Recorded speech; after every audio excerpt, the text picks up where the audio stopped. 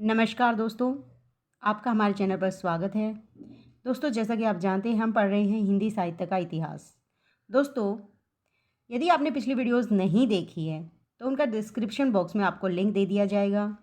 प्रत्येक वीडियो में उस काल की सभी वीडियोस का लिंक आपको मिल जाएगा डिस्क्रिप्शन बॉक्स में। आप वहां से उन्हें आसानी से देख सकते हैं। आगे बढ़ने से पहले चैनल को सब्सक्राइब ज़रूर कर लीजिए। सब्सक्राइब करने का मतलब है कि हमें एक मोटिवेशन मिलता है आपके लिए मेहनत करके अगली वीडियो बनाने का।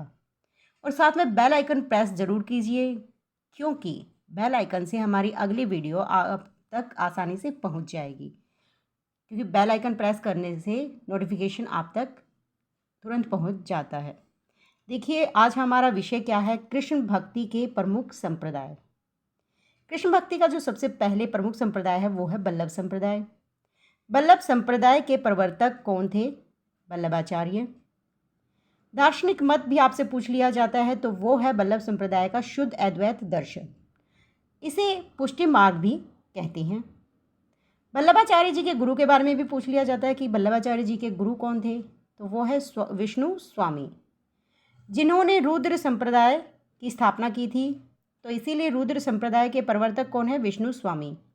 दोस्तों, यदि आपके ऑप्शन में रुद्र संप्रदाय के प्रवर्तक के बारे में पूछा जाए और ऑप्शन में विष्णु स्वामी भी है तो आप उत्तर देंगे विष्णु स्वामी। और यदि ऑप्शन में विष्णु स्वामी की जगह वल्लभाचार्य जी है तो आपका उत्तर होगा वल्लभाचार्य। देखिए, जो वल्लभाचार्य की भक्ति थी वो थी पुष्टि मार्ग की भक्ति। पुष्टि मार्ग क्या था, अब ये हम पढ़ते हैं। इसके अंतर्गत भगवान के अनुग्रह पर विशेष बल दिया जाता है, मतलब भगवान की कृपा पर विशेष बल दिया जाता है। पुष्टि मार्गीय शाखा में भगवत कृपा को ही पुष्टि कहा जाता है। इसे पुष्टि कहा जाता है? भगवान की कृपा को। सच्चा भक्त अपने को ईश्वर के आश्रय में छोड़ देता है। इसमें सब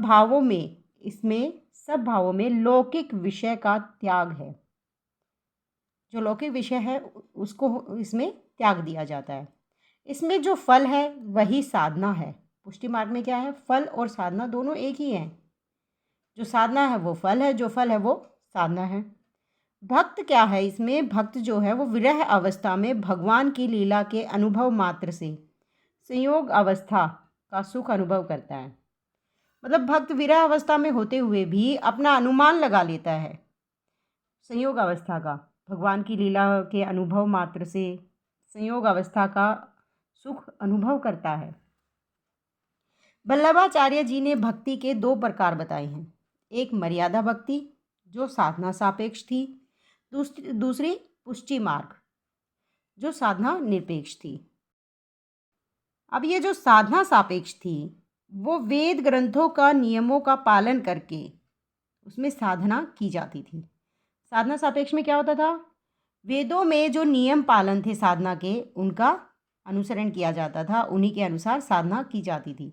जबकि जो पुष्टि मार्ग थी साधना निरपेक्ष, उसमें सब कुछ केवल भगवान को ही मान लिया जाता था, नियमों का पालन इसमें नहीं किया जाता था। इसीलिए तो ये निरपेक्ष थी। वल्लभाचार्य ने पुष्टि भक्ति तक पहुंचने के लिए 3 मार्ग बताए हैं। कितने मार्ग बताए हैं पुष्टि भक्ति तक पहुंचने के लिए? 3 मार्ग। पहला मर्यादा मार्ग, जिसमें क्या करते हैं? वेद ग्रंथों के नियमों का पालन करते हुए ईश्वर प्राप्ति का प्रयास करना। इसमें क्या होता है? वेद ग्रंथों के जो नियम हैं उनका पालन करते हुए ईश्वर को प्राप्त किया जाता है।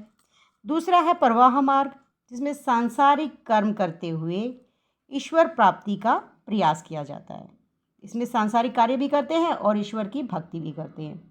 पुष्टि मार्ग में ये क्या करते हैं? इसमें भक्त केवल ईश्वर पर आश्रित रहता है, खुद को ईश्वर के लिए छोड़ देता है, कृपा के लिए छोड़ देता है। अगला है, इस संप्रदाय में कृष्ण का जो स्वरूप है, वल्लभ संप्रदाय में कृष्ण का स्वरूप पूछ लिया जाए तो आपको बताना है पूर्ण आनंद परब्रह्म पुरुषोत्तम। कृष्ण का स्वरूप क्या है? पूर्ण आनंद परब्रह्म पुरुषोत्तम। इसमें भक्तों के 4 भेद माने गए हैं। कितने भेद? 4 भेद। एक मर्यादा पुष्टि भक्त, जो क्या करते हैं? वेद ग्रंथों के नियम का पालन करते हुए ईश्वर प्राप्ति का प्रयास करते हैं। दूसरा प्रवाह पुष्टि भक्त, जो सांसारिक कर्मों में रहते हुए भी ईश्वर की प्राप्ति के लिए प्रयास करते हैं। दूसरा पुष्टि भक्त, इसमें केवल भक्त ईश्वर पर ही आश्रित रहता है और ईश्वर पर ध्यान देता है। और अगला है हमारा शुद्ध पुष्टि भक्त। शुद्ध पुष्टि भक्त पूरी तरह भगवान में लीन हो जाते हैं। क्या हो जाते हैं? पूरी तरह भगवान में लीन हो जाते हैं। इस संप्रदाय का प्रमुख पीठ कहाँ पर है, ये पूछ लिया जाता है कि जो बल्लभ संप्रदाय का प्रमुख पीठ है वो कहाँ है? ग्राम सीहड़ा नाथ द्वार में। और ये कहाँ पर स्थित है? राजस्थान में। बल्लभ संप्रदाय का प्रमुख पीठ ग्राम सीहड़ा नाथ द्वार राजस्थान में है। याद रखिएगा दोस्तों।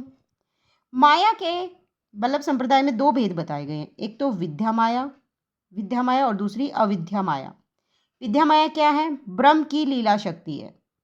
इसी से संसार का निर्माण माना जाता है इनकी विद्या माया के अनुसार। और अविद्या माया क्या है?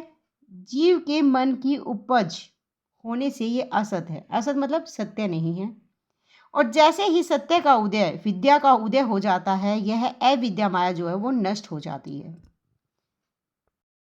अगला संप्रदाय आता है निम्बार्क संप्रदाय। अब निम्बार्क संप्रदाय के प्रवर्तक कौन थे? निम्बार्क आचार्य।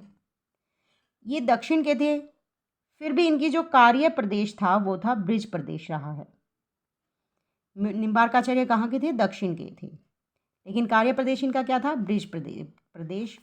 इनका दार्शनिक मत क्या था इस संप्रदाय का? द्वैत अद्वैतवाद। निम्बार्क आचार्य के जो गुरु थे वो थे नारद मुनि।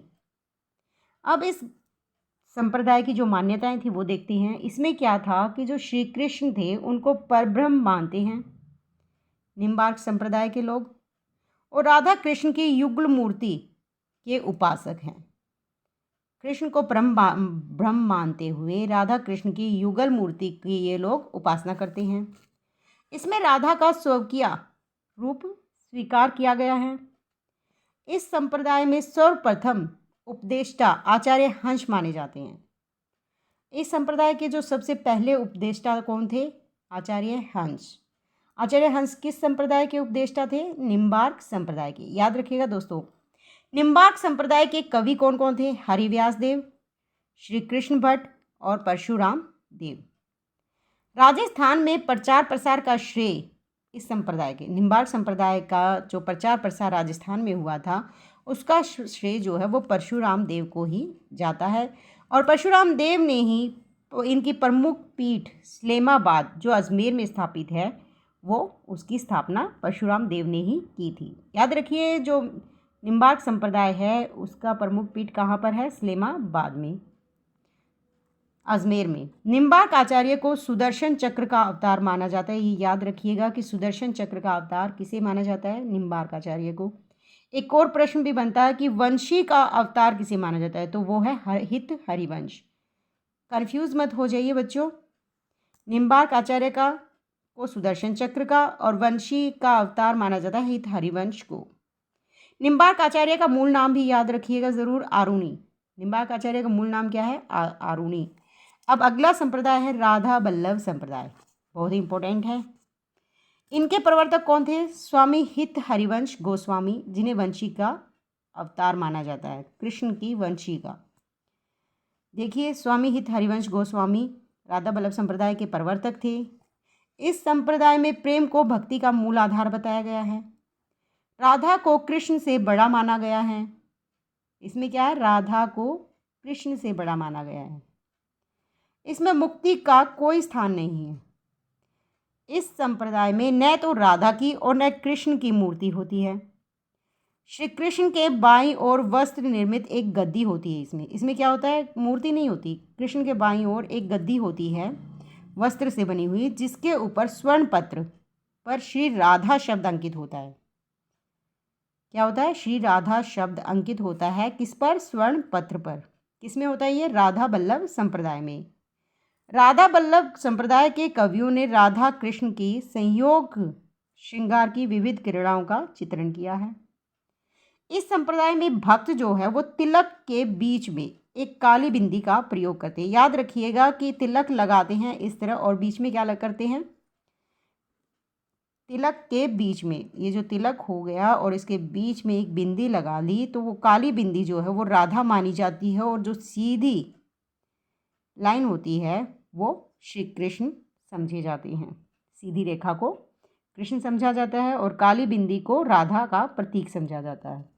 हित हरिवंश की मधुर रचना शैली और भाषा के कारण इनको श्री कृष्ण की वंशी का अवतार माना जाता है। इस संप्रदाय के प्रमुख भक्त कवि कौन कौन हैं? हित हरिवंश, हित 84 इनकी रचना है। हरि राम व्यास, व्यासवाणी इनकी रचना है। ध्रुवदास, जीव दशा लीला, रंग विनोद लीला इनकी रचना। दोस्तों, अगर वीडियो अच्छी लगे तो लाइक शेयर ज़रूर कीजिए। चैनल को सब्सक्राइब करना ना भूलें और साथ में बेल आइकन प्रेस ज़रूर कर लें। धन्यवाद।